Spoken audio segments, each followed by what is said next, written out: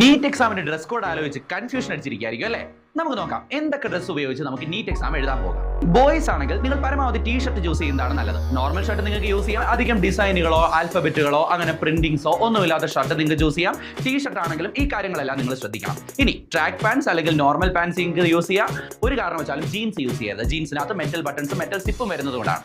ഗേൾസിനാണെങ്കിൽ normal ടോപ്പും പാൻറ്റും നിങ്ങൾക്ക് യൂസ് ചെയ്യാം. ടോപ്പിലും പാൻസിലും പരമാവധി നിങ്ങൾ മെറ്റൽ പാർട്സ് ഒഴിവാക്കാൻ വേണ്ടി ശ്രദ്ധിക്കണം. അപ്പോൾ ടോപ്പ് കോളർലെസ് എടുക്കുന്നതാണ് ഏറ്റവും നല്ലത്. പിന്നെ ടോപ്പിലും പാൻസിലും പ്രിന്റുകളോ ആൽഫബറ്റ് പ്രിന്റിങ്സ് ഡിസൈൻസ് ഇതെല്ലാം പരമാവധി ഒഴിവാക്കുക. അതേപോലെ പാൻറ് നിങ്ങൾ ചൂസ് ചെയ്യുന്ന സമയത്ത് ലെഗിൻസ് പരമാവധി ഒഴിവാക്കുന്നതാണ് നല്ലത്. നോർമൽ പാൻസ്, അതായത് മെറ്റൽ ബട്ടൺസ് ഇല്ലാത്ത മെറ്റൽ സിപ്പ് ഒന്നും വരാത്ത ജീൻസ് ഒഴികെയുള്ള ബാക്കി നോർമൽ പാൻസ് നിങ്ങൾക്ക് ചൂസ് ചെയ്യാൻ പറ്റും. ഇനി ഏതെങ്കിലും ഒരു പർട്ടിക്കുലർ റിലീജിയനുമായിട്ട് ബന്ധപ്പെട്ട നിങ്ങൾക്ക് ഡ്രസ്സുകൾ ധരിക്കണമെന്നുണ്ടെങ്കിൽ നിങ്ങൾക്ക് ധരിക്കുന്നത് കൊണ്ട് ഒരു പ്രശ്നമില്ല.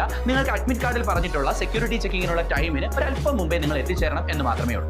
പിന്നെ ചപ്പൽസ് നിങ്ങൾ യൂസ് ചെയ്യുന്ന സമയത്ത് ക്ലോസ്ഡ് ആയിട്ടുള്ള ചപ്പൽസ് ഒന്നും തന്നെ നമുക്ക് എക്സാം ഹാളിൽ അലൗഡ് അല്ല.